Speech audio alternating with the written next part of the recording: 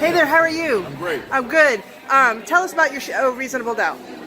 Well, my name is Detective Chris Anderson. I'm a retired homicide investigator for the city of Birmingham, Alabama.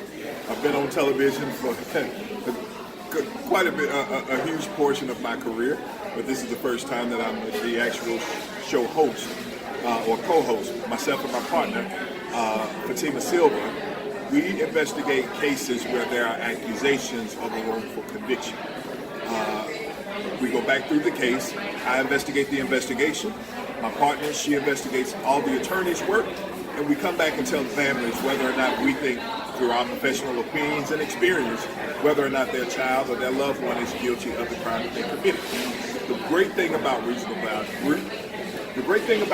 Doubt is not only are we a show, but for those that we believe are wrongfully convicted, we actually go back and get them some help.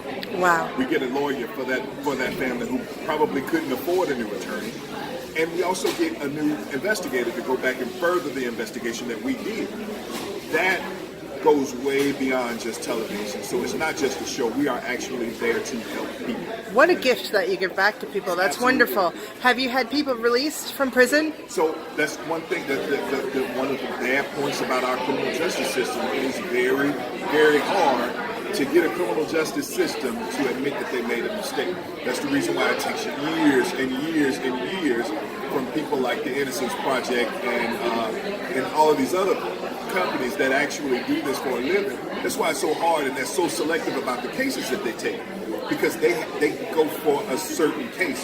Whereas Reasonable Doubt, we may not have DNA or anything else that may exonerate this person. We have the experience of an expert witness, which is myself, and the experience of my partner, who's an excellent attorney, who knows what happens, what should have happened, and what shouldn't have happened in a homicide investigation. Great. So I understand that you have a lot of information about. You talk a lot about DNA and how it helps solve cases. Can you tell me real quick about that? Well, yeah. DNA has probably been the greatest technological advancement in investigations.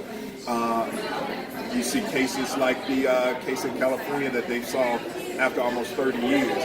And you'll see other cases, that the long-term cases that have gone on without any closure solved because of DNA. But I do think that as investigators, we must be careful about how we use DNA, because it can make some investigators kind of lazy. Absolutely. Hey, thank you so much for your time. I appreciate it so much.